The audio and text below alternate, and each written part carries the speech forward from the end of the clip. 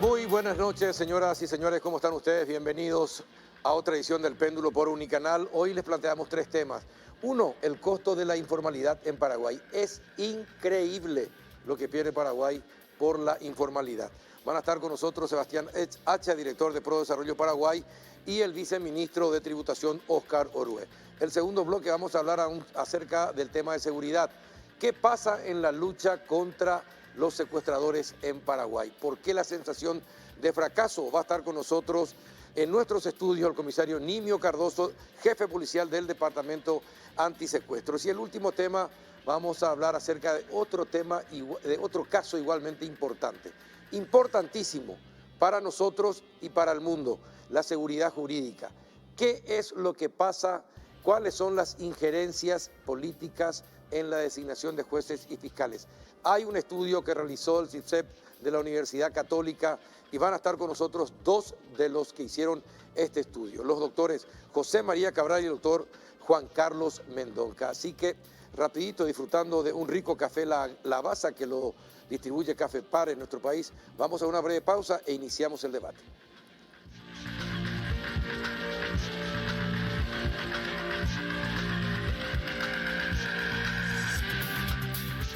¿Qué tal? Buenas noches, don Óscar Orue, viceministro de la SED. ¿Cómo está? Buenas noches, Carlos. Buenas noches para toda la teleaudiencia, también para Sebastián. Y bueno, un placer estar nuevamente aquí en el Péndulo. Carlos, gracias por la invitación. ¿Qué tal, doctor Sebastián Hacha? ¿Cómo anda? Buenas noches, Carlos. A vos, aquí al viceministro Carué, a toda la audiencia, un gusto. Bueno, a ver, sorprendente las cifras de la informalidad. Hace poco, un año atrás, se hablaba de 12.000 millones de dólares el costo de la informalidad. Había comenzado con 10 millones, 9, 10 millones, después subió a 12. Sigue aumentando año a año y bueno, a pesar de que mejora la recaudación, acá está el viceministro, va a hablar acerca de eso, de supuestamente una reducción en la informalidad. Sin embargo, los números son 16.000 millones de dólares el costo de la informalidad. Es lo que señalan los estudios que hicimos a través del método, conocido el método Schneider, que es un método indirecto. Hay que decir que este año fue agravado, pero tremendamente por el efecto COVID. El efecto COVID fue como un tsunami que arrastró a toda la economía y encontró al 70% de las empresas en el Paraguay sin RUC. Encontró un 64% de evasión a la contribución social, al IPS. Encontró a una red de personas que viven dentro de un esquema de informalidad que consideran que la desconfianza que tienen en el Estado hace, o en las mismas personas, porque esto es una cuestión que si nosotros planteamos, como lo hemos planteado en los 3 primeros años, que es una cuestión solamente del Estado y que esto no vamos a salir de esa lógica. Entonces, lo que nos planteamos a partir de este año es trabajar con la SED. El viceministro nos abrió las puertas de su equipo y dijimos, bueno, esto es lo que contamos, hay 16.000 millones de dólares, ¿no? Suponiendo en una cuestión caprichosa porque nos faltan datos, el censo del 2022 va a ser para todos nosotros, va a ser fundamental para políticas públicas, donde vamos a saber con mayor precisión cuánto de eso es redimible. Nosotros creemos que quizá la mitad sea redimible. Y eso, poniéndole una tasa del 10%, tendríamos 800 millones de dólares libres de polvo y paja para la administración tributaria. Entonces, si nos proponemos eso y tenemos el compromiso de las empresas, Esto en época de pandemia, ¿no? Esto en época de pandemia, lógicamente. Donde se supone que... Porque lo que ocurre, Carlos, que la recuperación en época pandémica, hasta que no sepamos si va a haber una vacuna, hasta que no sepamos cuál va a ser el futuro del mercado financiero, si se van a mantener las tasas o no, es que la gente que crea trabajos permanentes, empleos formales, va a estar todavía retraída. Entonces, el primer lugar donde se va a dar la recuperación va a ser en el mercado informal, en las changas, en las cosas que la gente va a hacer part-time, donde te van a decir todavía, no te quiero pagar todavía tu IPS, pero vení nomás y seguí trabajando aquí. Eso es el efecto, no solamente en Paraguay, en todo el mundo del efecto COVID. Pero una cosa, al mismo tiempo, esto también obligó a mucha gente a formalizarse. Esta situación es así. Es así mismo, Carlos. Nosotros tenemos un registro, haciendo una comparación 2019 con este año, tenemos un poco más de 11.000 nuevos contribuyentes positivos. O sea, en el 2000 a octubre teníamos 60.000 contribuyentes el año pasado, nuevos, de 2019 y este año tenemos 76.000 nuevos contribuyentes, ¿verdad? Entonces tenemos una diferencia positiva. ¿Dónde está lo negativo? Que de eso tenemos 4.200 empresas del 2019 versus 2.300 de este año, o sea, personas jurídicas.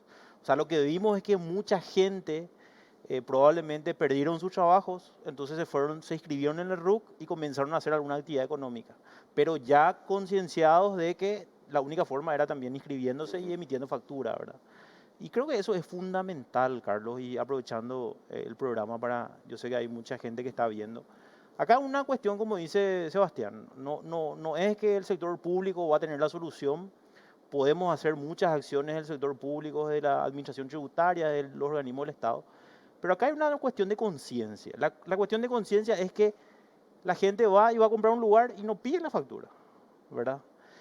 O si no, tratan luego de decir, no, así nomás. Ahora, pero la gente, a ver, la gente, ¿usted cree que la gente en Paraguay tiene un concepto claro y definido de la importancia de estar formalizado? Es decir, este es un país de analfabetos funcionales en una gran proporción. Y si tenemos una gran proporción de analfabetos funcionales, me parece que estamos más cerca de esa informalidad que representa 16.000 millones de dólares que el aumento constante de la gente que quiere formalizarse. Es un problema de base, es un problema de base. Sí, educación. Es de educación, por eso, es de base. Entonces, Ahora te voy a decir ¿qué una es lo que cosa, se puede Carlos. hacer qué se puede hacer para mejorar? Pero antes de Sí. eso, ¿en qué áreas, en qué sectores la informalidad es mucho mayor y cuesta mucha plata? En el sector laboral es que donde más se resiente esto. Yo te decía 64% de evasión a la contribución del IPS significa que prácticamente 7 de cada 10 paraguayos en relación de dependencia no tienen seguro. Y eso significa que al tener una unidad que no está asegurada en cuanto a su jubilación y a su seguro médico, es una unidad productiva que tarde o temprano va a caer y sus familiares y las personas dependientes de él van a tener que sacrificar su estabilidad económica para poder reposicionarse o para poder salvar la vida de esa persona a futuro.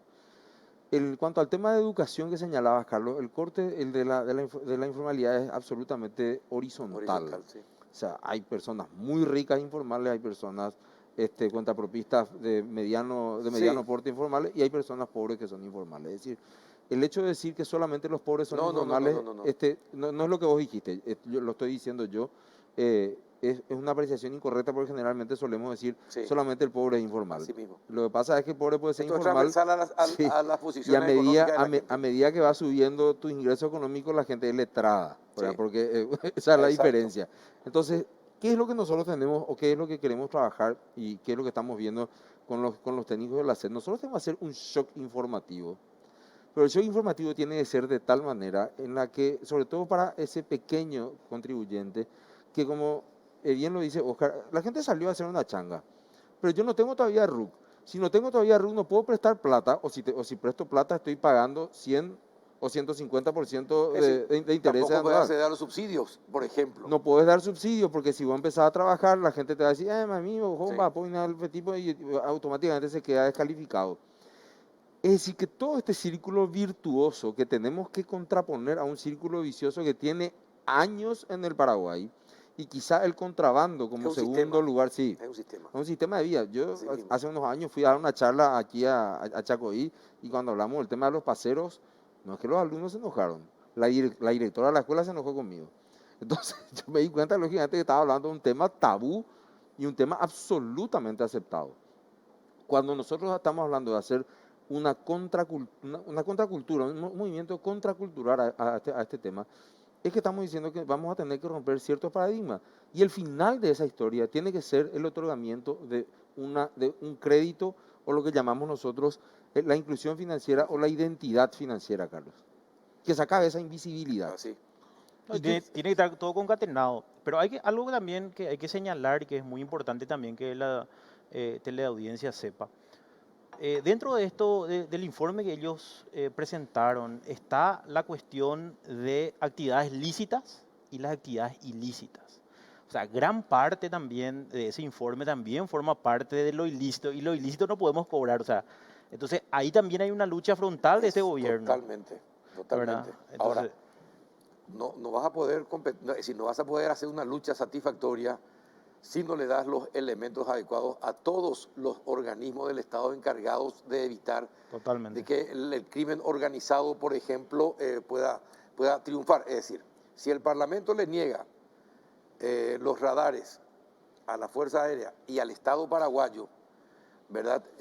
Para poder controlar el espacio aéreo y terminar con el flagelo, o por lo menos disminuir el flagelo del narcotráfico y del tráfico aéreo de drogas, es imposible.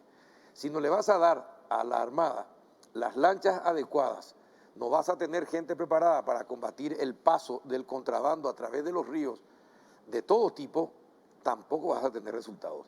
Si vas a tener agentes de la SENAT o agentes de la policía antinarcóticos que están con una pistolita cuando los otros te tienen misiles, es decir, estás fallando como Estado en la Claro, lucha contra la informalidad. el componente también que nosotros vemos y que lo discutimos con Sebastián también tiene que ver con la calidad del gasto. O sea, Absolutamente. mucha gente te dice, ¿para qué voy a pagar otra vez si al final se va en salarios? Te dice. Entonces ahí es donde nosotros desde el gobierno estamos impulsando muchas acciones en cuanto a proyectos de leyes de reestructuración del sector público, la carrera del servicio civil, el presupuesto por resultado, la unificación de compras públicas, que es muy cuestionado y que creo que ya se tiene que modernizar. Entonces, nosotros, digo, desde tributación tenemos el trabajo no tan bueno de tener que ir a quitarle la riqueza a la gente, ¿verdad? Decirle, bueno, parte de tu ganancia tenés que aportar, ¿verdad?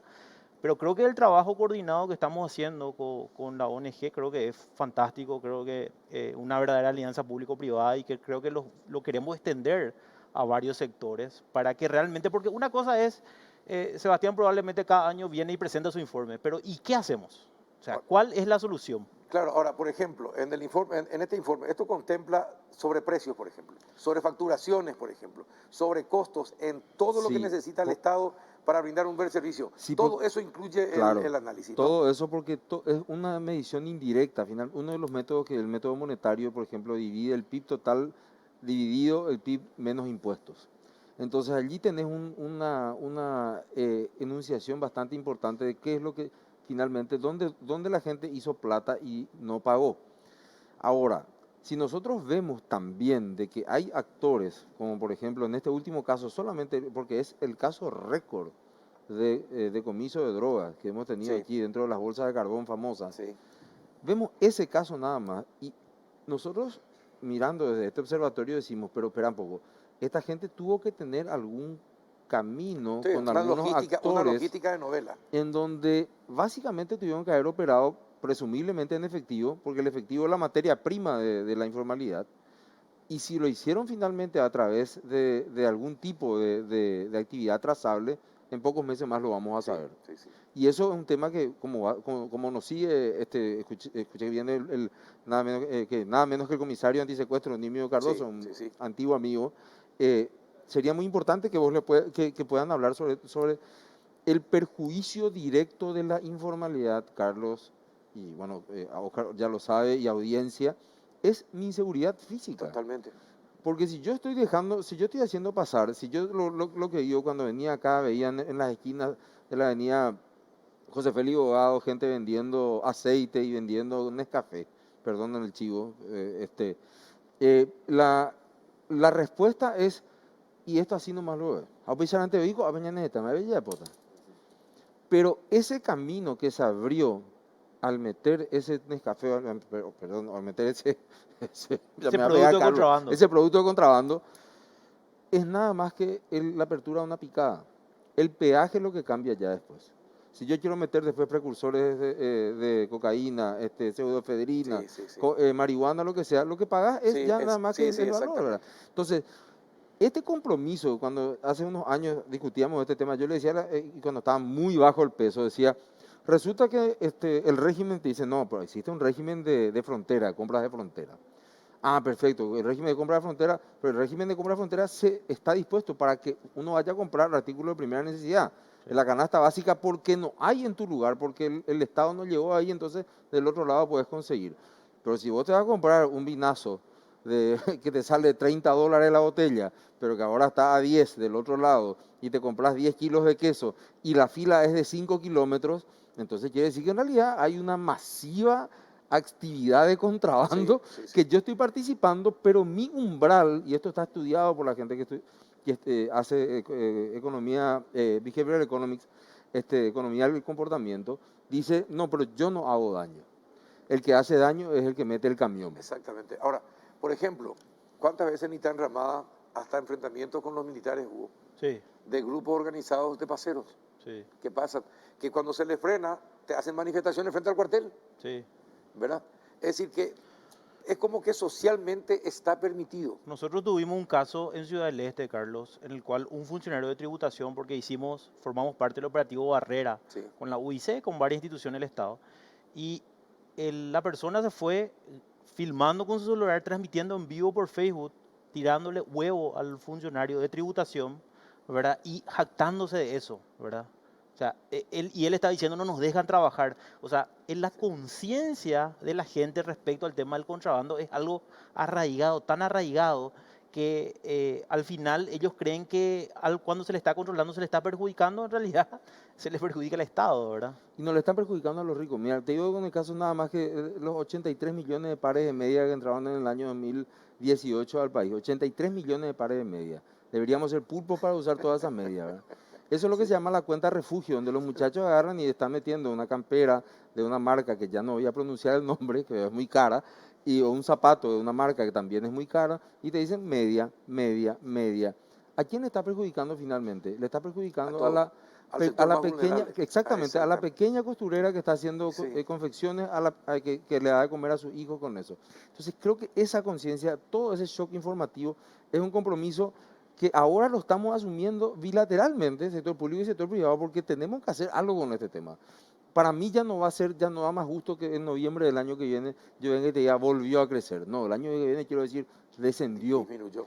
Bueno, ¿y cómo vamos a hacer eso, Carlos? ¿Y cómo O van a sea, hacer? nosotros estamos trabajando con ellos en el sentido de que hay una red de distribución de las empresas que están asociadas a la ONG, a Prodesarrollo, y estas empresas, como tienen una red de distribución bastante amplia a nivel nacional y que cualquier lugar donde se está vendiendo, ellos se van y proveen, entonces ellos van a ser nuestra principal fuente de información respecto a los que están dedicándose a alguna actividad. Entonces le va a ser tipo una preinscripción del RUP y después nosotros a través del pack móvil que tenemos, que es la plataforma de atención al contribuyente, vamos a inscribirle, le vamos a decir, le vamos a ofrecer, entre comillas, ¿verdad?, todos los beneficios que tiene. ¿Con qué?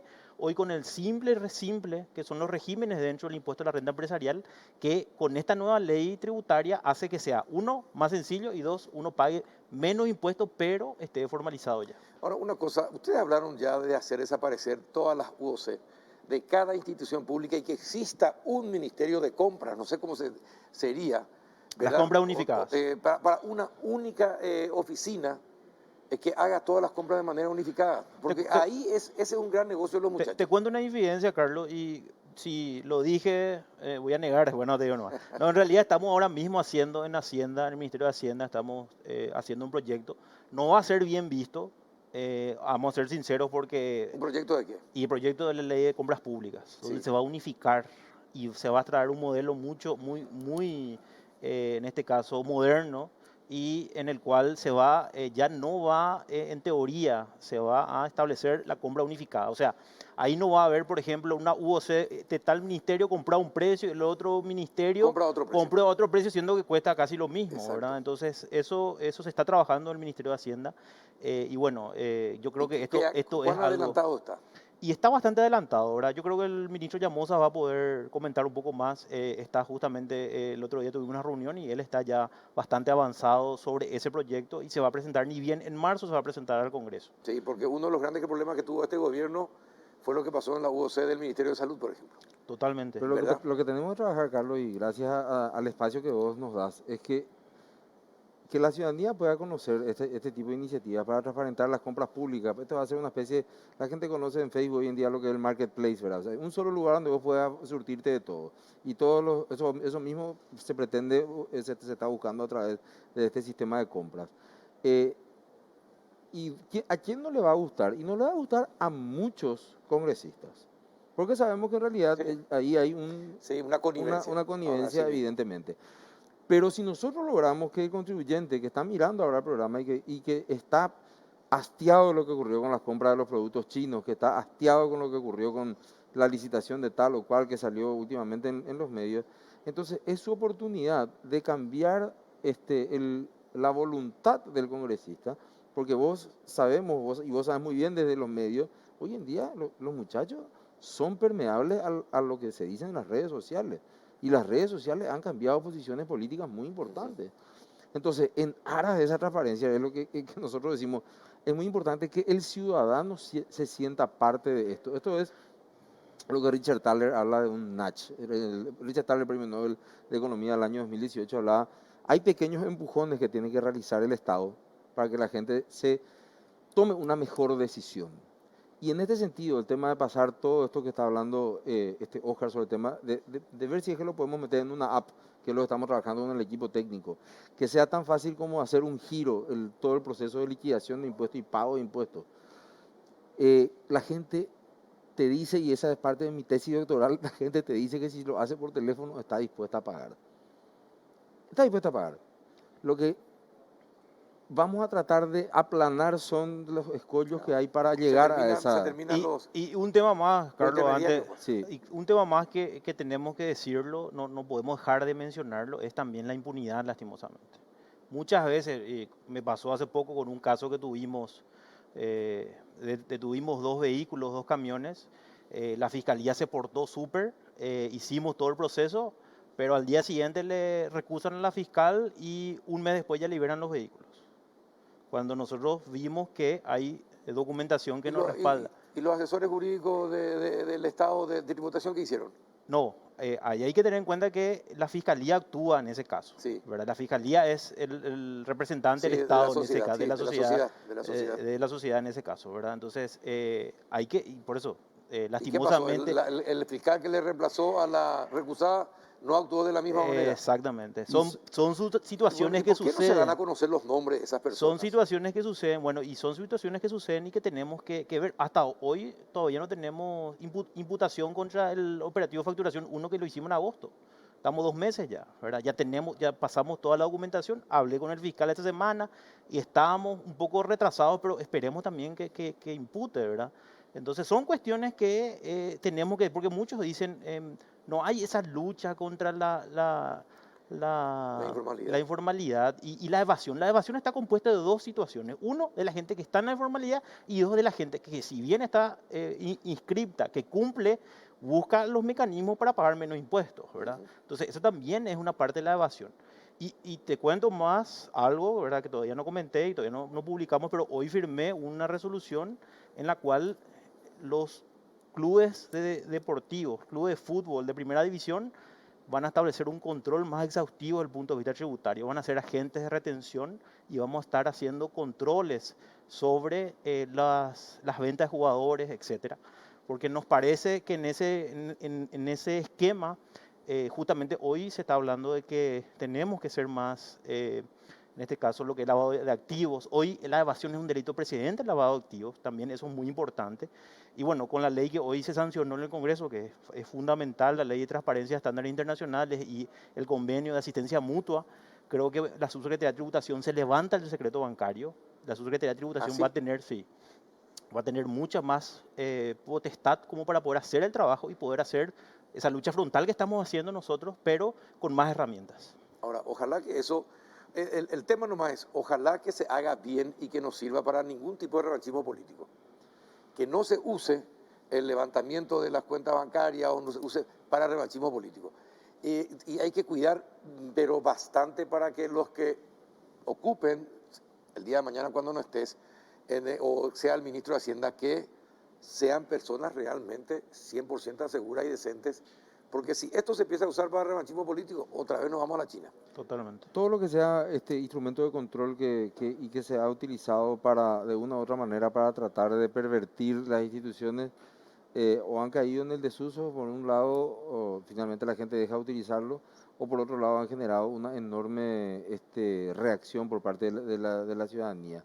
Es por eso que es muy importante, hoy más que nunca, que podamos contribuir a tratar de que mis empresas, conforme ya no a lo que nosotros decimos, conforme a lo que te está pidiendo Gafi, conforme a la resolución 56 de CEPRELAT que viene detrás de Gafi, donde, como decía el viceministro, hoy te imputan por lavado de dinero y no tenés prisión no tenés medida sustitutiva a la prisión preventiva. Sí. Te vas preso hasta que vos demuestres que en realidad fue un error de tu Exactamente. contador. Así mismo. Entonces, hay que empezar a tener cuidado y tenemos que empezar a manejarnos de una manera muy diferente porque, querramos o no, no estamos entre los mejores alumnos de la clase. Entonces tenemos que tomar estas medidas porque definitivamente el país necesita cambios estructurales profundos para comportarnos realmente como un país de grado de inversión, que es lo que todos queremos. Definitivamente. Bien, gracias, Seba, por venir. Gracias, viceministro, meterle pata, apretar las clavijas para un mejor control y que el año que viene, cuando volvamos a tocar este tema de la informalidad, digamos, por fin estuvimos Lo bueno, Carlos, es que redujimos. hay acciones y estamos trabajando con el sector privado, que creo que es fundamental para esto. Ojalá que sea así. Muchas Gracias por gracias. venir, Oscar. Gracias, Carlos. Gracias. A la vuelta de la pausa, el comisario Nimo Cardoso. Ya regresamos. Vení a Bristol en el Samsung Week. Super ofertas con hasta 50% de descuento en todos los productos de la marca Samsung. Escucha esta super oferta. Lavarropas automático Samsung 8 kilos carga superior. Precio normal 18 cuotas de 219.000 guaraníes. Ahora, solo 18 cuotas de 139.000 guaraníes. Comprando ya estás participando de una camioneta Toyota New Hilux 2021 0 kilómetro full equipo más combustible gratis por un año más 50 millones en efectivo. Contactanos ya desde la comodidad de tu hogar al WhatsApp 0991-670-000, llamando al 519-4000, también a través de nuestras redes sociales o comprando online en www.bristol.com.py. No esperes más, pedí ya. Bristol, la mejor casa de electrodomésticos del país. Y ya estamos en compañía del comisario Nimio Cardoso, jefe antisecuestro de la Policía Nacional. Comisario, buenas noches, gracias por venir. No, le agradecido, yo soy don Carlos, realmente para mí un honor y para todos los hombres y mujeres que integran el Departamento Antisecuestro que ahora están pendientes de Más esta... vale, mañana toman un examen, ¿verdad? Así mismo, señor. Así es. Bueno, comisario, gracias por venir. Sé que estuviste tempranito, hablamos por radio, estabas en San Pedro, en la zona de San Pedro detuvieron a unos secuestradores, Sí, señor. ¿verdad? Y tuviste que venir para cumplir con tu promesa. Te agradezco que hayas cumplido la promesa de estar con nosotros. ¿Qué pasó? Contanos eso, ¿qué pasó? ¿Ya hay grupos indígenas también? ¿Ya hay grupos o personas de grupos indígenas están dedicándose al secuestro en Paraguay? Bueno, como hablamos esta mañana, para nosotros este caso del último secuestro que tuvimos no es un caso aislado, es un fenómeno que lo estamos abordando desde varias aristas. Acabo de cortar con el comandante de inteligencia militar de la Fuerza Tarea Conjunta, en donde estuvimos nosotros viendo de que no es un caso aislado. ¿Por qué no es aislado? Porque estuvimos haciendo un análisis rápido. El 2 de diciembre del 2018, no, el 28 de diciembre se quema una avioneta en la estancia Estrellita, Sí. distante al puesto de comando que lanzamos en la comisaría, están a 5 kilómetros. En línea recta, a no más de 10 kilómetros, 2 días después, el EPP mata a un peón. Y según elementos de información que estamos teniendo ahora, el año nuevo, o sea, el año viejo y recibiendo el año nuevo, ellos pasaron en alguna de esas comunidades indígenas. Después, el efectivo del EPP. el efectivo del EPP. Después aparece la brigada indígena, claro, la brigada indígena, y analizando un poco y retrotrayéndonos un poco más atrás, desde la operación que se hizo en Ubiratí, detrás de la casa Alejandro Ramos, donde nace el primer manual del EPP, donde se analiza y se estudia, el EPP siempre buscó aliados estratégicos y logísticos comunidades indígenas. Primero, para poder utilizarlo como escudo y protegerle, porque sabemos que los indígenas tienen una ley especial que internacionalmente los protege. Y segundo, porque son la clase más vulnerable, en donde ellos, con esa filosofía de la liberación y todo, les es mucho más fácil reclutar. Si bien es muy complicado porque ellos también, nuestros nativos, vienen de una cultura muy especial, la conversación es muy difícil, no son muy amenos al trabajo y la disciplina, también tuvieron ya varias deserciones. Entonces, esos elementos los estamos analizando en un estanque de pensamiento dentro de la comunidad de inteligencia y nos estamos dando cuenta que esto tenemos que tomarle con mucho más seriedad, más todavía por los detalles que nos comenta el señor Antunes cuando fue secuestrado, la forma en cómo caminaba, la forma en cómo hablaban. Y no sé si hoy hablamos esta mañana, uno puede hacer un trabajo de motochorro, un robo Sí, agravado, pero hacer un secuestro no lo puede hacer cualquiera. exacto. Uno tiene que tener una Planificación, inteligencia, mucha una inteligencia, planificación, deben tener logística. logística, Ujú. deben saber cómo se va a negociar. Y elementos que hoy día estamos atando nos llama bastante la atención. Nos llama bastante la atención. Eh, Acabo, hace 2 horas aproximadamente, me comunicaron que uno de los indígenas aprendidos confesó que los autores materiales le dejaron una suma de dinero, entregó esa suma de dinero, estaba fotocopiado por los que pagaron. Entonces nosotros en ese momento estamos fortaleciendo mucho más la hipótesis con elementos materiales ante el fiscal de que a quienes nosotros estábamos investigando están vinculados directamente, ¿verdad? Ahora bien, estamos también viendo con el tema de la donación de víveres de parte de alguna gente que estuvieron Sí. haciendo, que fue por obligación del EPP. Estamos corroborando quiénes estuvieron detrás para poder retirar esos víveres, si son la misma comunidad a donde nosotros estamos trabajando ahora. Y bueno, esos son Es decir, que hay una comunidad indígena, a ver, probablemente identificada y en cuyo núcleo estarían jóvenes indígenas comprometidos con secuestro y con el EPP. Sí, Eso es lo que lo que sí. está diciendo, ¿no?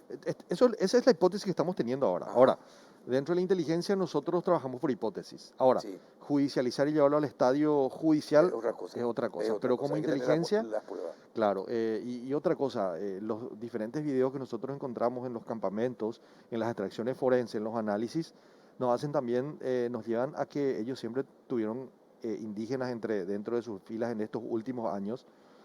Y lo que dice Adelio en su declaración como anticipo jurisdiccional ante la Fiscalía, ante un juez penal de garantías, ante los psicólogos del Ministerio Público, en donde él se ratifica y reconoce plenamente a las 6 personas que ya en su momento la Fiscalía informó. Y ahí tenemos identificado 2 indígenas. Indígenas. Esos 2 Es indígenas, decir, que hace tiempo están entonces en el tema del secuestro algunos componentes de sectores indígenas. eso es lo que ahora nosotros estamos sospechando, como le dije, es una sospecha. Vamos a seguir trabajando para poder tener elementos materiales. O sea, con lo de Denis nosotros debemos confirmar un 100% que hay Elementos indígenas, elementos sí. que estaban trabajando. También los videos que ellos estuvieron grabando y fotografías que utilizaron a nivel propagandístico. En eso nosotros confirmamos 100% que hay ciertas comunidades, no todos, pero hay ciertas comunidades que están siendo adoctrinados por ellos. Captadas, Sí, así mismo. captadas eso complica mucho más la situación. Así mismo. Complica muchísimo. ¿Por qué? Porque, bueno, sabemos que lo que estuvimos hablando esta mañana, nosotros para poder tratar de hacer la detención de estas personas, podíamos tener el mandamiento judicial, estaba con nosotros el fiscal Lorenzo Lescano, pero entrar en esa comunidad a buscarle a estas personas se nos complica porque ellos vienen con la cultura de que el cacique es la máxima autoridad, tienen sus propios anillos de seguridad integrantes de la comunidad. O sea, iba a ser muy complicado. Por eso accedimos a hacer otras maniobras de distracción para quitarle a estas personas de sus comunidades. Ahora, ¿ustedes sospechan también que el señor Oscar Denis podría estar dentro de alguna de estas comunidades? Bueno, hasta no tenemos ni un elemento que nos hagan suponer eso. Sí, Pero tampoco se puede descartar, ¿no? no podemos descartar. No podemos descartar. Estamos, como le dije, viendo los corredores de movilidad y los campamentos históricos del EPP que tenemos confirmado por los hallazgos que hicimos, ¿verdad? Y estamos justamente en esa. Después de lo de ayer, a nosotros se nos abre una brecha importante para poder analizar entre toda la comunidad de inteligencia que está trabajando sobre la lucha contra el EPP. ¿Por qué es tan difícil el combate contra los secuestradores?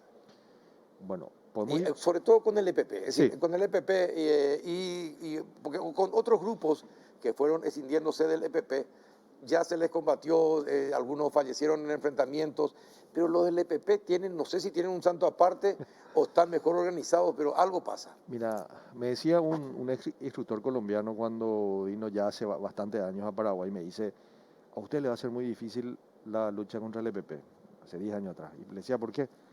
Porque ustedes no tienen mentalidad de combate. Ustedes están empezando esta guerra. ¿Qué Ah, quiere decir mentalidad de combate? la mentalidad de combate quiere decir que nosotros todavía no estábamos dimensionando en esa época cómo iba a ir evolucionando la lucha contra el EPP. A Colombia, a nosotros nos costó 40 años poder dimensionar y empezaron con un grupo, núcleo familiar, robándose gallinas y marranos, decía, hasta que llegó a ser lo que fue Marulanda. Eh, Ellos están convencidos de lo que ellos son, que son guerrilleros. Ellos están convencidos, actúan de esa manera y como son grupos pequeños, siempre hacemos esa analogía. Colombia en una operación que ellos caracterizaron al enemigo como terroristas, le facultaban hacer y utilizar armas De no guerra, convencionales, podían hacer bombardeos, entonces en un bombardeo podían morir 100 guerrilleros, claro. 200, 120. Pelear contra grupos muy reducidos, grupos familiar, porque la vez pasada un colega de ustedes le dio un nombre para mí, no recuerdo bien cómo era, pero decía, este es un clan familiar, un clan de delincuente familiar, porque están Sí, integradas parientes, por... hijos, hijas, ento- primos, Entonces, las operaciones de infiltración o de penetración en la mucho más organización es difícil. mucho más difícil. Una columna de 6 hombres en 50, 100 hectáreas es muy difícil poder llegarlo. Nosotros, a mí por lo menos me toca hace 1 año y 4 meses volver a la lucha contra el EPP, ¿verdad? Y desde que nosotros vinimos fuimos también evolucionando. Y eso es, podemos ver ahora los últimos resultados en el sentido de que nosotros veníamos con un modelo operacional en donde hacíamos una ocupación territorial y hacíamos los ingresos en las zonas de interés con muchos grupos de combate. El ejemplo fue el tema de Cerro Guaraní, donde elementos de información nosotros nos hacían suponer que estaba un grupo importante ahí y se metieron bastantes personales y eso hizo que no podamos tener el éxito. Eso nos ayudó a replantear, a ajustar y a bajar el terreno de operaciones un modelo operacional en donde podemos decir, después de eso, el primer caso fue Leticia Jara Larrea, fue el otro miembro del ACA. Tuvimos varios operativos donde nosotros sí podemos decir que dimos con el grupo porque cambiamos el modelo operacional. Ahora, no tenemos una inteligencia 100% ajustable, pero sí muy desarrollada. La vez pasada estuvimos hablando con usted, creo, don Carlos, y estamos diciendo, se fueron los colombianos. Sí, los Sí, colombianos se fueron, pero más del 60% de los hombres y mujeres de se antisecuestro prepararon en fueron Colombia. entrenados. Nosotros tenemos el modelo operacional, trabajamos de la misma manera. Cuando ellos llegaron 3 días después y comienzan a verificar los procesos que estábamos haciendo, dicen, no, está bien, se pueden ajustar esto, o sea, fuimos ajustando, pero como les dije, nosotros nos debemos 100% al gobierno colombiano, somos una persona agradecida, lo que es antisecuestro, lo que es la Dirección de Inteligencia Policial, con la certificación hizo que gracias a la Policía de Colombia nosotros llegamos a ser el segundo servicio de Latinoamérica del Caribe. Entonces, nosotros, es más, esta mañana nuestros analistas estaban conversando por otras pericias que se están haciendo y ellos nos están apoyando home office casi siempre. Ujú. Pero le pregunto, los secuestros del EPP tienen su componente económico, obviamente, pero ¿ustedes consideran de que es simplemente económico o hay un plan político con cada secuestro también? Mira, tenemos que diferenciar los tipos de secuestro, porque para el EPP, y según el manual, ellos tienen secuestros con fines económicos, Sí. en donde la organización necesita de fondos para poder sostener, porque no es fácil sostener, y aparte que ellos también sostienen a sus familiares que están en otros lugares, ¿verdad? Y otros los que generan impacto. ¿Cuáles son los que generan impacto? Nosotros no podemos decir que el secuestro de Edelio le pueda generar una No, ganancia, réditos no, rédito económico no, jamás, pero es un integrante de la Policía de la Nacional. policía, sí. Y hoy día la Policía Nacional no le puede dar a Ña Obdulia una respuesta porque no tenemos cómo darle ni qué decirle sobre la situación. Entonces, esos son los mensajes No que pueden o no quieren, o yo no creo se que quiere dar. no, nosotros no tenemos, o sea, por lo menos antisecuestro de la policía no tiene elementos para No sostener que tiene Helio. confirmado lo uno ni lo otro. No, la misma cosa que me están diciendo lo del señor Denis, ¿verdad? Nosotros todos los días recibimos informaciones de que se le vio en tal parte, que está vivo, otros que nos dicen que no, otros que dicen que sí. Entonces, ninguna de esas informaciones dejamos de verificar, pero ninguna de las verificaciones que hacemos nos llevan a concluir en algo. A concluir. Así mismo. Bueno, es complicado, ¿no? Pero, ¿qué necesitan? ¿Por qué se fracasa en cuántos metros, cuántos kilómetros, cuántas hectáreas, cuántos kilómetros cuadrados de dominio tiene el EPP? Por eso no pueden dar con ellos. Nosotros creemos en este momento, según el consenso de los que trabajamos en el área de inteligencia, nosotros creemos que están comprendidos en, no te puedo decir radios ni diámetros, pues están comprendidos en un departamento. En un departamento. Están o sea, entre dos departamentos, pero la mitad de dos departamentos. Concepción y San Pedro. Sí, Concepción y San Pedro. Y un poco de Amambay tal De vez. Amambay también. Sí. Pero no es muy... ¿Y cuánto estiman hoy ustedes que integran el EPP? 24. Solamente. 24. Tenemos el recuento del enemigo, como le llamamos nosotros en el término militar, lo hicimos después de la operación que se hizo el 2 de septiembre, en donde estamos analizando todavía los escritos y ahí encontramos quiénes son los que integran el EPP. Y hoy día. Son 24 personas. 24 personas. ¿Y tienen en vilo a la población paraguaya con estos secuestros? Ellos trabajan de grupos pequeños de a 5 a 6. Pero son todos, efectivamente son clanes familiares. Sí, son clanes familiares. ¿De cuántas familias son? Y son 5 familias, 4 familias. 4 familias. 4 familias. Sí, son las que están trabajando con varias células. Lo que pasa es que a veces un hecho que realiza el EPP no tiene el impacto a un asalto que se haya cometido en el departamento central, pero con todo lo que nosotros le dimos al EPP como la caracterización del grupo terrorista, el quemar un retiro tiene mucho más impacto que el haber asaltado y robado 1.000 millones de guaraníes en plena ciudad capital, sí. ¿Verdad? Entonces, eso es lo que ellos buscan. Ellos buscan posicionarse por medio de la propaganda y ellos mismos dicen, detrás de cada hecho de secuestro tenemos que darle el toque humano, el toque que tiene que caracterizar a nuestra lucha. Si ellos secuestraron y empezaron con Fidel, secuestraron, todo el mundo salió en Paraguay a decir que fue uno de los peores hechos vandálicos.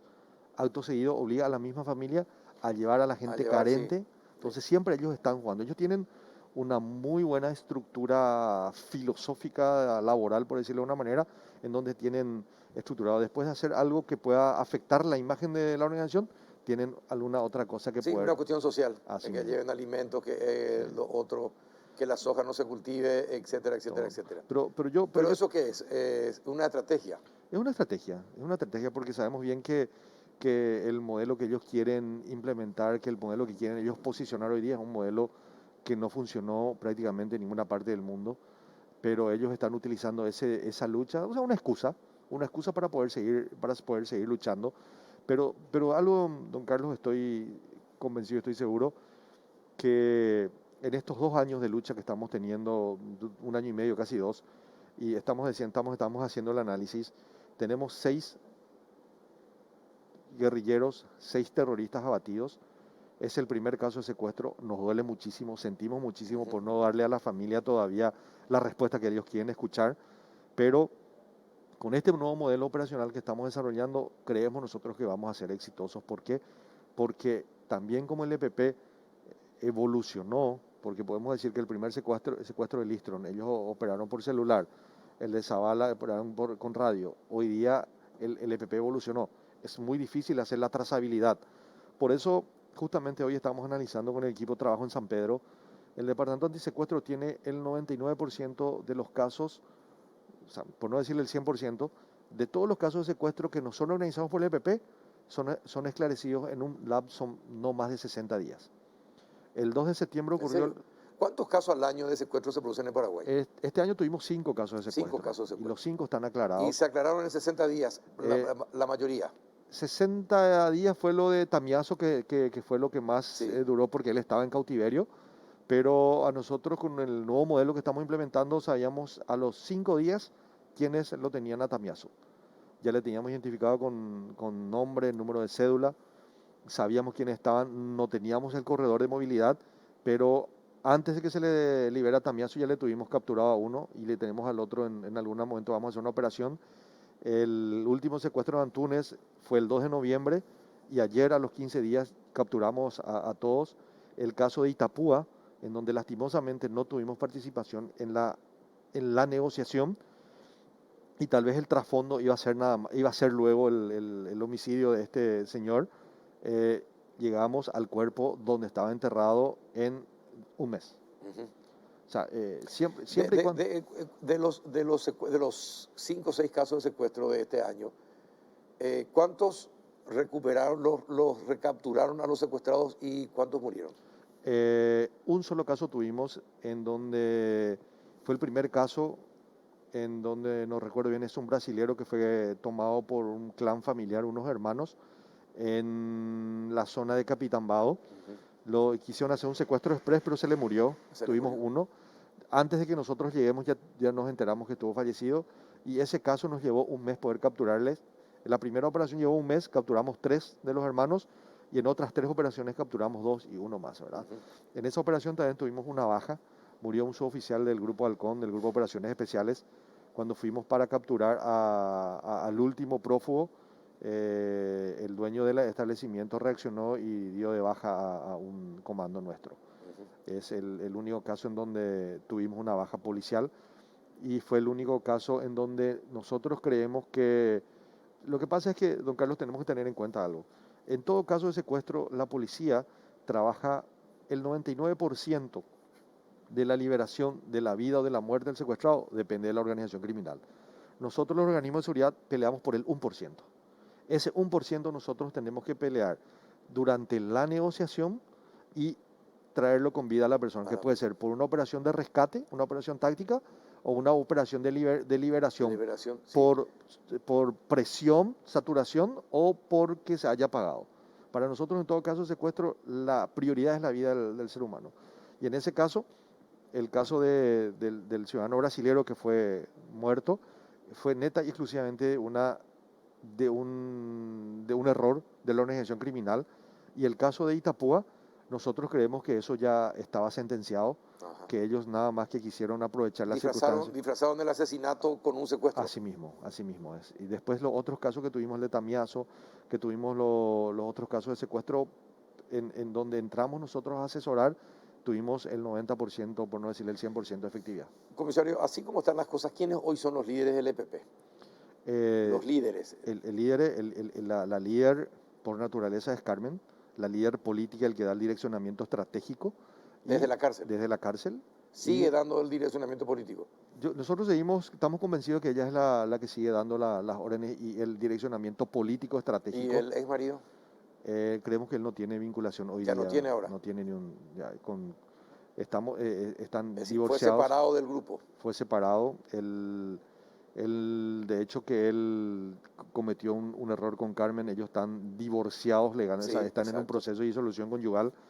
Y nosotros creemos que la que siempre fue la de carácter fue Carmen, la que era una persona pensante era Alcides. Ujú. Y con esta división quedó Carmen y evidentemente Pero en el campo, ¿quién es? Osvaldo Villalba. Osvaldo, siempre sí Osvaldo. Sigue, Osvaldo. ¿Qué características tiene Osvaldo Villalba para ser el líder en el campo? Nosotros creemos, de acuerdo a la caracterización, de acuerdo a las entrevistas que tuvimos con los secuestrados y todo, yo creo que lo único que Osvaldo tiene a su favor es ser hermano de Carmen. Ajá. Creemos nosotros que ¿Y no. Cristaldo Mieres? Creemos que él sí es una persona que tiene mucho más. ¿Él es el negociador? Él es el que prácticamente planifica y es el corazón del EPP hoy día. Es el que le da el direccionamiento táctico, pero bajo la dirección de Osvaldo. De Osvaldo Villalba. Así mismo es. Ajá. Bueno, comisario, ¿ustedes creen que el señor Denis sigue con vida? Es decir, los datos que ustedes tienen, que pueden ser comprobables, ¿indican eso o puede decir que ya no? Yo creo que sí. Por lo menos hasta hoy día no tengo ni un elemento que me haga sospechar el resto. O sea, suponer que no pasa. Y eso es una cuestión también donde quiero hacer mías tus palabras, Juan Carlos. Le decimos, el EPP parece es mágico. Porque nosotros cuando me tocó a mí investigar el caso de Listron, todo el mundo decía que Listron era viejo, que estaba enfermo, que no iba a aguantar. Y Listron sale después de tantos días vivito coleante. Él nos comenta su experiencia. El caso del senador Zavala. Él tenía un problema de alergia bastante grave. En todo momento estuvo prácticamente en una cápsula, no le pasó absolutamente nada. Entonces, bueno, sabemos que no son improvisados y tienen una doctrina de Y combate tienen también una gran inteligencia, ¿eh? bastante. Porque si manejan todos estos datos y aparte, si estuvieron surtiéndose una farmacia en el departamento de San Pedro en los últimos días, casualmente con las mismas drogas que necesitaba el señor Denis o que compraba la familia del señor, es un indicativo de que están perfectamente trabajando en inteligencia. Es impresionante los elementos que hoy día estamos analizando, don Carlos, y cómo manejan, cómo se surten de esa información con los manuales, con los recortes, con páginas que bajan de internet.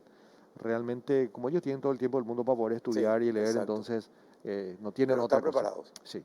No podemos subestimar al EPP, nosotros no le podemos subestimar. La última pregunta, comisario. Lástima que cuando es agradable la charla pasa volando el tiempo, pero ellos están relacionados, el EPP está relacionado con el crimen organizado de narcos en Paraguay. Mira, ahí hay una... Porque hay algunos que dicen que sí, otros dicen que no. Pero usted que está en antisecuestro, que está Bueno. en el tema. Si me voy a basar en lo doctrinal, en lo que ellos dijeron desde un comienzo, ellos tienen prohibido por ley interna suya, por el Tribunal Revolucionario, tener vinculación con el crimen organizado, porque ellos dicen que los que están dedicados en el narcotráfico, el crimen organizado, no tienen palabra y tampoco le van a respetar a ellos, y que por el territorio ellos pueden empezar a enfrentarse. Si vemos nosotros las últimas operaciones que se lanzaron en la zona en donde el corredor de movilidad son lugares donde hay plantaciones de marihuana y hay campamento, entonces está bien, no hay una vinculación directa, pero hay un silencio cómplice de parte Sí, de la una gente. complicidad. Hay una complicidad. Desde el De momento alguna manera ellos también sirven de protección a los campos de cultivo, Así mismo, porque es el lugar donde se esconden. así mismo. Entonces, es más, con los últimos análisis que hicieron nuestros analistas a nivel estratégico, nos hacen justamente esa lectura. Los grupos dedicados al cultivo ilegal de cannabis, como tienen toda una estructura y saben una inteligencia, apenas entra un vehículo que ya saben y se están comunicando, utilizan esa misma situación para que ellos puedan estar por informados. detrás. Así mismo es. Se usan mutuamente. Es lo que nosotros creemos en este momento. Bien, comisario, muchísimas gracias por venir. Gracias por estar, comisario Nimio Cardoso. Te vuelvo a agradecer Gracias, públicamente porque sé que hiciste un esfuerzo para estar puntualmente acá en el programa y lo aprecio de corazón. Así que muchas gracias, éxito y ojalá puedan rescatar con vida al señor Oscar Denis y dar finalmente con el paradero del EPP y que todos vivamos tranquilos en este país. Es lo que nosotros, es nuestra misión constitucional. Nosotros, por cada operación que hacemos, nuestro lema es: hoy Paraguay va a amanecer más seguro que ayer. Y a eso queremos llegar. Queremos que el Paraguay sea un país seguro. Gracias, comisario Nimio Cardoso. Gracias, don Carlos. A la vuelta de la pausa vamos a hablar acerca de la influencia que tiene la política en la designación de jueces y fiscales. Un estudio que realizó la Universidad Católica así lo demuestra. Ya volvemos. Vení a Bristol en el Samsung Week. Super ofertas con hasta 50% de descuento en todos los productos de la marca Samsung. Escucha esta super oferta. TV LED Samsung Smart 43 pulgadas Full HD. Precio normal 18 cuotas de 335.000 guaraníes. Ahora, solo 18 cuotas de 199.000 guaraníes. Comprando ya estás participando de una camioneta Toyota New Hilux 2021 0 kilómetros full equipo. Más combustible gratis por un año, más 50 millones en efectivo. Contactanos ya desde la comodidad de tu hogar al WhatsApp 0991-670-000, llamando al 519-4000. También a través de nuestras redes sociales o comprando online en www.bristol.com.py. No esperes más. Pedí ya. Bristol, la mejor casa de electrodomésticos del país.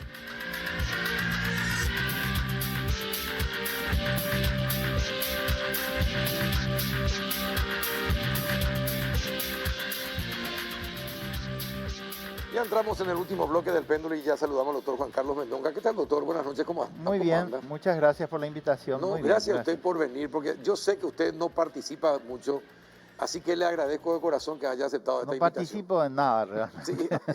Sí. Y acá está el culpable, acá el doctor José María Cabral, porque le pregunté, ¿quiénes de tus compañeros pueden asistir contigo? Sí. El primer nombre del doctor Mendonca. Si le lográs convencer, me dijo, me desafió. Así que gracias, José María. No, Muchas por gracias por favor. estar acá también. Gracias a vos, gracias por la invitación. Bueno, estuve leyendo que la Universidad Católica del CISPET hicieron un estudio acerca de la injerencia de la política en la selección de jueces y fiscales.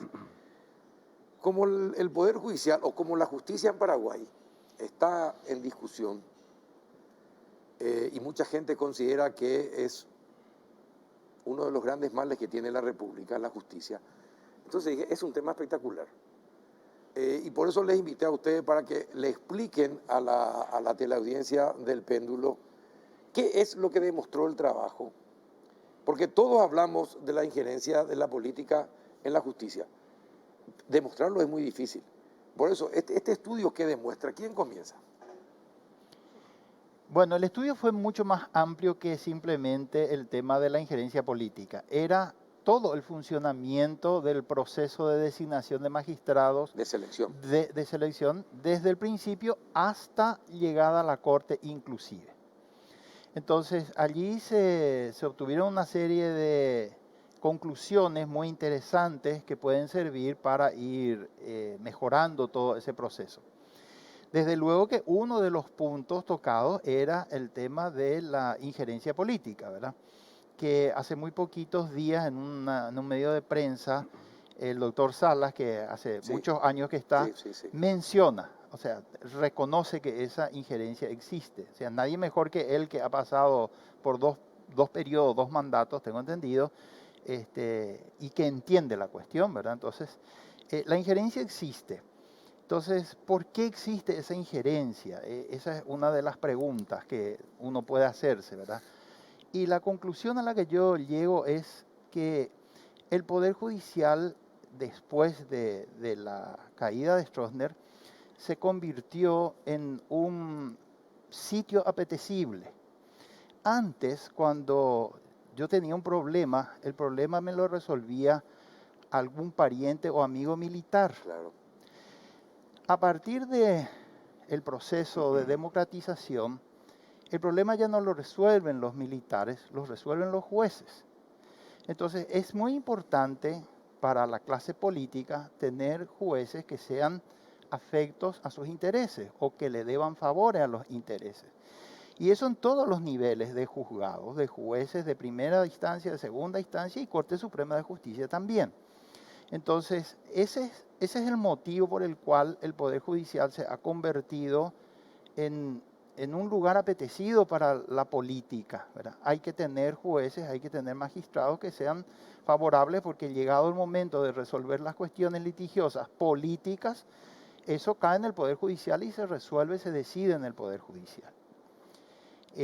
Claro que la composición misma del Consejo de la Magistratura induce a eso. Induce, es muy política. Induce a eso. Sí, con la presencia de políticos. Con la presencia de políticos eso es automáticamente. absolutamente inevitable, es inexcusable. Entonces, tenemos un representante del Poder Ejecutivo, tenemos un representante de la Cámara de Diputados, un representante de la Cámara de Senadores, 2 abogados donde la contienda para llegar al Consejo de la Magistratura es política. Es inútil negar que eso es así.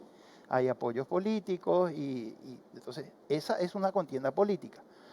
Y aunque no se quiera reconocer, también pasa seguramente en menor medida en lo que se refiere al representante de las universidades, a los representantes de las universidades.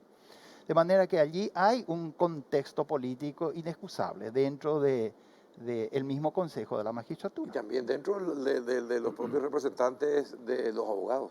Y eso es lo que decía, ¿verdad? Sí. Al elegir a los abogados, esa es una contienda política. Exactamente. Esa es una contienda política. Y también económica.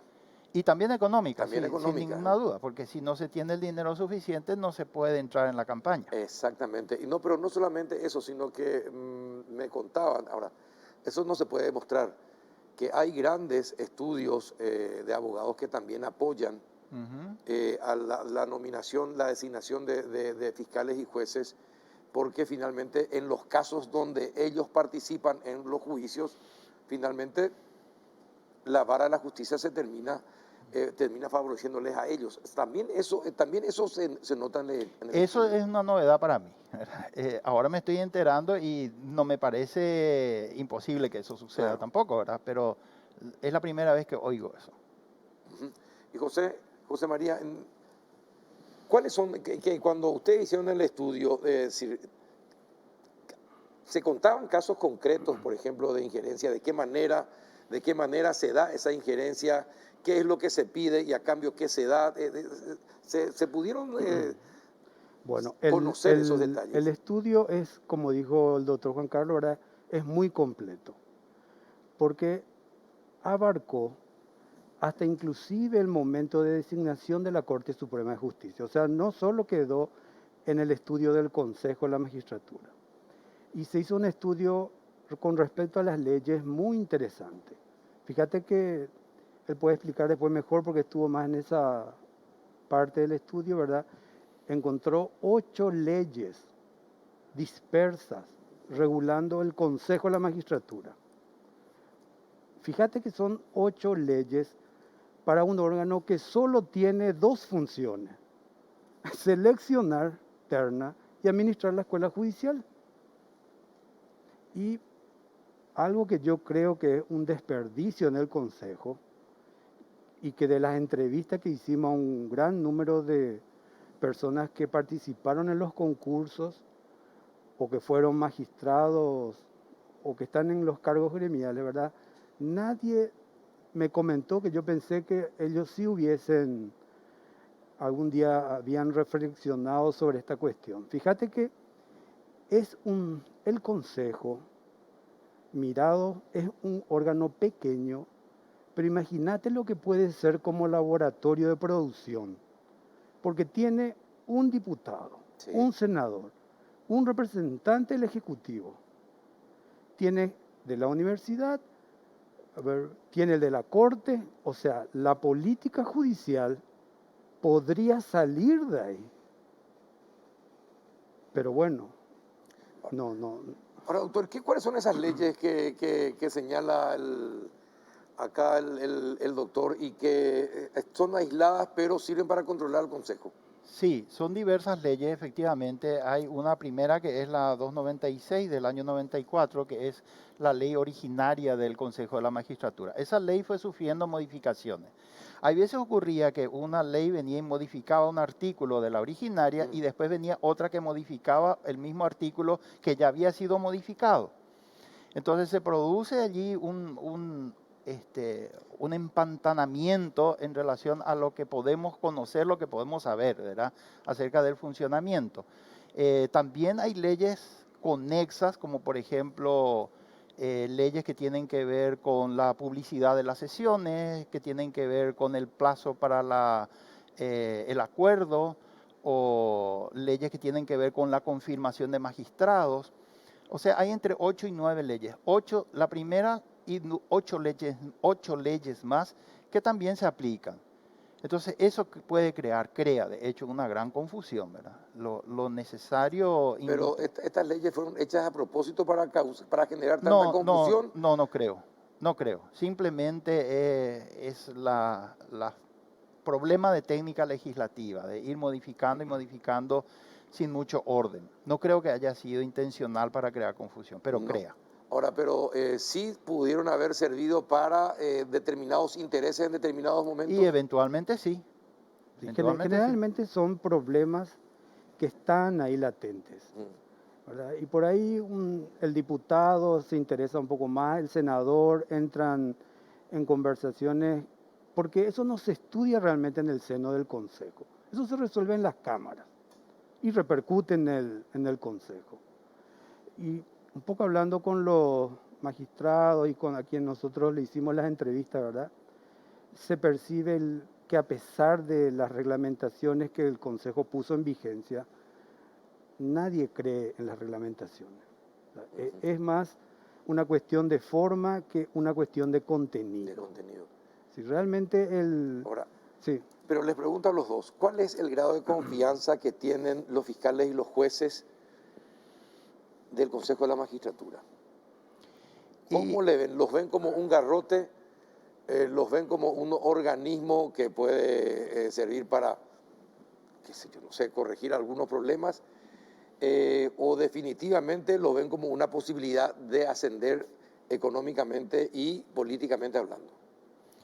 Yo creo que hay diversas percepciones, porque realmente hemos hecho muchas entrevistas, como dice José María, y hay diversas percepciones en relación al funcionamiento del Consejo. En general hay una actitud bastante crítica de los postulantes, pero no siempre respecto de los mismos temas, sino que de temas diferentes. Por ejemplo, hay una actitud muy crítica respecto del examen de conocimientos. Hay una actitud crítica respecto de la entrevista que se hace, respecto del examen psicotécnico, respecto del modo de valoración de los méritos. O sea, hay mucha actitud crítica, eso no cabe ninguna duda, ¿verdad? Pero también hay gente que dice, bueno, pero ha mejorado. Respecto a lo que era mucho tiempo atrás, eso ha mejorado. Porque hay un reglamento, que bueno o malo, perfectible, pero hay un reglamento. Antes no había un reglamento. Entonces eso era simplemente el campo de la arbitrariedad.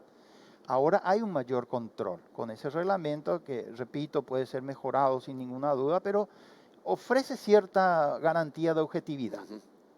Entiendo, pero la percepción que uno tiene es que, como ese es el Consejo de la Magistratura el que designa, el que propone. El que propone, ¿verdad? Ya establece un vínculo con aquellos que son propuestos, sí, y que si llegan al cargo, cualquiera de los integrantes del Consejo le va a pedir en algún momento un favor al finalmente designado, sí, ¿no? Sí.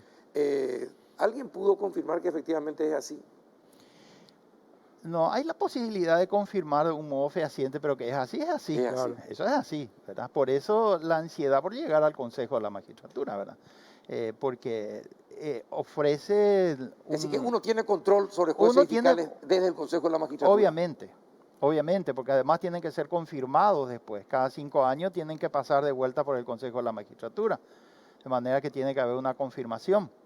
Y en el proceso de confirmación, en una de estas leyes que se reglamentaron, el Consejo realmente perdió, no sé, habría que evaluar eso si fue para bien o para mal, ¿verdad? Pero ¿perdió alguna potestad? Y delegó, porque en este momento, ¿verdad?, el que está en el cargo tiene que estar en la terna. Ajá. O sea que ahí el Consejo ya no elige entre 3. Elige de 2. Y esa es una de las leyes que complementan la ley del Consejo, que es una ley que regula el proceso de confirmación de magistrados. De confirmación. Entonces esa es una ley muy importante que introduce una modificación grande. Establece un compromiso entre el que designa y el designado. Sí. Sí, ahí lo que hay que estudiar. Tanto para el nombramiento la primera vez como para la confirmación. Para la confirmación. A la pucha. Que por ahí puede ser bueno para la carrera judicial. Tampoco nosotros esa parte todavía no estudiamos. Porque está de por medio el principio de la inamovilidad. ¿Verdad? Entonces, también el Consejo tiene un problema estructural, porque la designación de los miembros es por 3 años. Un periodo muy corto, ¿verdad? Puede ser reelecto por otros 3, ¿verdad? Pero bueno, ese ya es un problema constitucional. Ya. Ustedes son 2 connotados doctores en Derecho, pero connotados en serio en el Paraguay y respetados. Teniendo en cuenta esto que estamos hablando y conociendo también lo que es la justicia en Paraguay, si tuvieran que darle una calificación del 1 al 10 a la justicia paraguaya, ¿qué calificación le darían? José, comenzamos contigo, José María. ¿Qué calificación vos le darías a la justicia paraguaya después de todo esto que estuvimos hablando? 1 al 10. Del 1 al 10. Mira que te doy ya es mucho del 1 al 10. Del 1 al 5, nos vamos a poner del 1 al 5. Y estaría por la mitad. 2,5. Y 2,5. Porque también hay elementos esperanzadores. Por ejemplo, si yo miro la nueva composición de la Corte, ¿verdad?, veo un ímpetu de gente que ingresó con ganas y solamente con sus votos, ¿verdad? Ahora, por ejemplo, en la Corte, esta ley que hizo mención Juan Carlos de la transmisión de las sesiones, creo que eso dio otra fisonomía a la Corte Suprema de Justicia. Eso no se refleja todavía en el Consejo de la Magistratura. Porque la percepción que tienen los entrevistados es que se reúnen previamente y que Cocinan ahí después. y después van. Esa es la percepción que uno saca de las Son todos entrevistas. chefs en el Consejo de la Magistratura. ¿Verdad? Cosa que yo no, que de las entrevistas, por ejemplo, no se percibió en el tema de la Corte. Ajá. O sea, Bueno, entonces 2,5. sí, porque... Por la presencia de algunos en la Corte Suprema de Justicia que podrían generar un cambio. Esa sería tu percepción. No, también hay votos en ciertos sentidos que son votos muy bien fundados, Esperanzadores. esperanzadores, y también Pero creo, ¿y qué pasa después en los tribunales de apelación y en primera instancia? bueno, ¿Cómo ves? Por eso, cuando tenés que calificar a la justicia en general, bueno, ahí no solamente puedo atacar a la persona, ¿verdad? Porque ellos dependen de una estructura.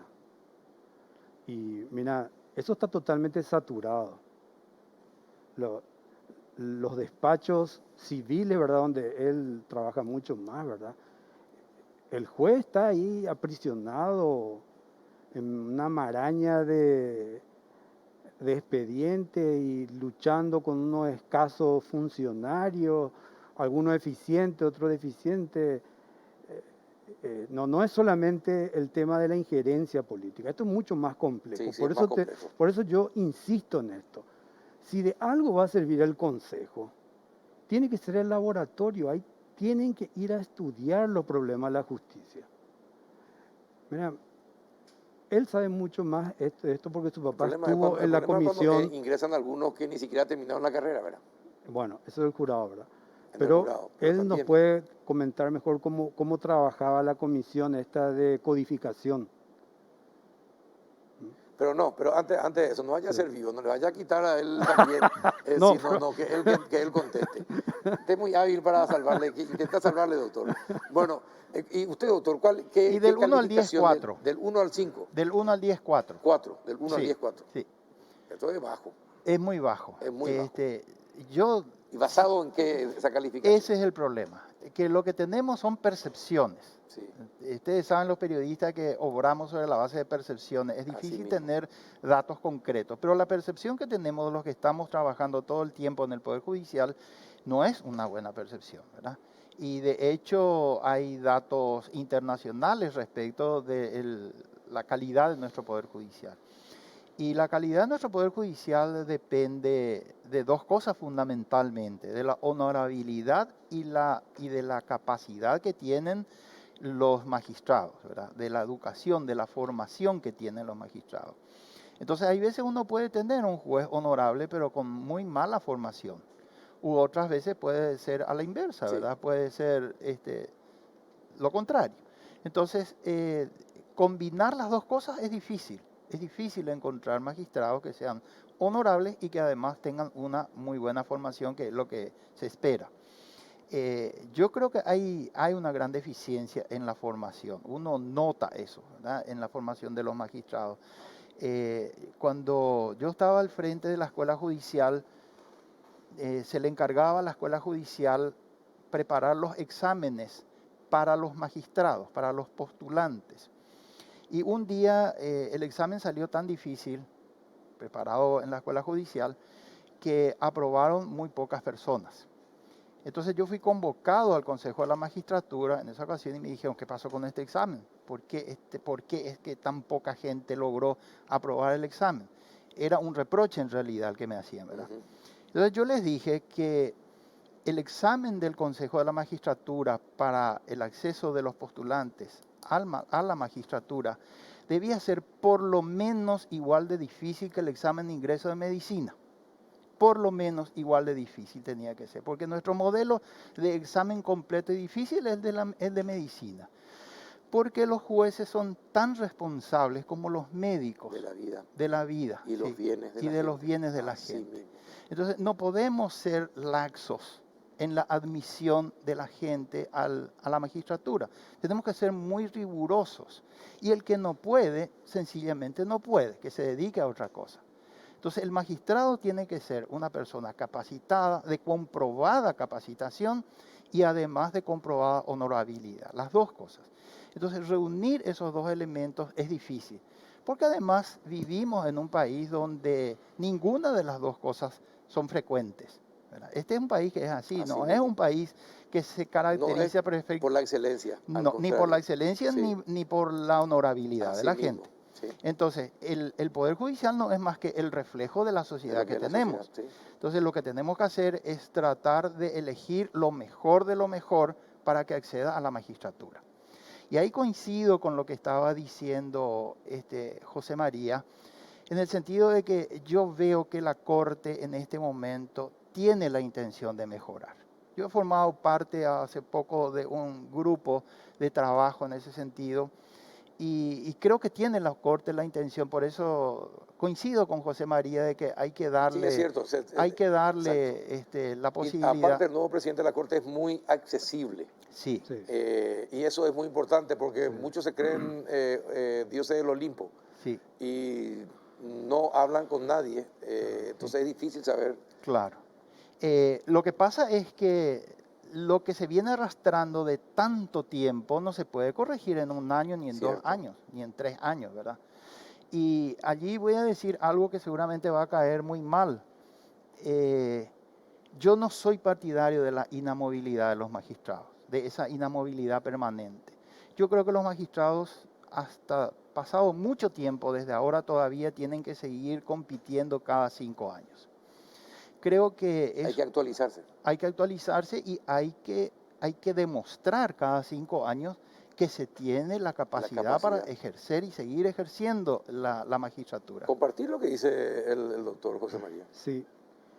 Fíjate que yo creo lo que no es un tema resuelto todavía en nuestra legislación.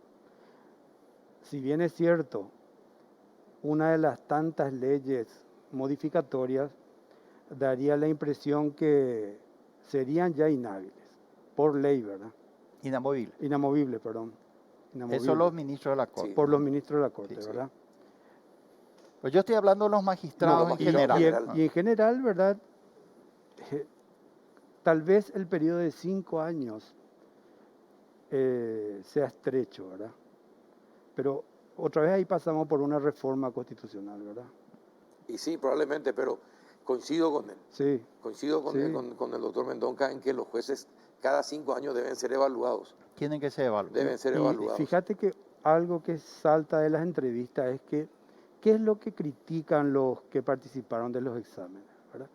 Que dicen que el examen es muy memorista y que lo que realmente lo ideal sería, dicho por los propios jueces, ¿verdad? Es que sea un examen donde está bien la parte memorística que se mantenga, ¿verdad? Pero lo importante es la resolución de un caso y la justificación de esa resolución. Bueno, se me fue, son las 22:30, se me fue el tiempo. No, pero en serio, para mí es un tema fundamental. Sí. Para la democracia, para la institucionalidad de la República y para la seguridad de los paraguayos. Para mí es un tema fundamental el tema de la justicia. Por eso los invité.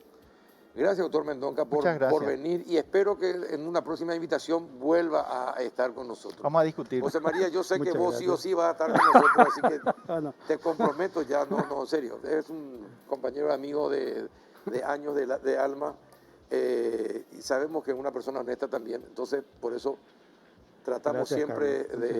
de agudizar su ingenio. Y usted no sabe cómo le hinco muchas veces. Termina enojado conmigo, pero la amistad puede más. Gracias, José María. No, gracias, gracias, doctor Carlos, por Mendonca. favor. Por nada, Y al gracias a contrario. ustedes por compartir otro miércoles más. Hasta el próximo.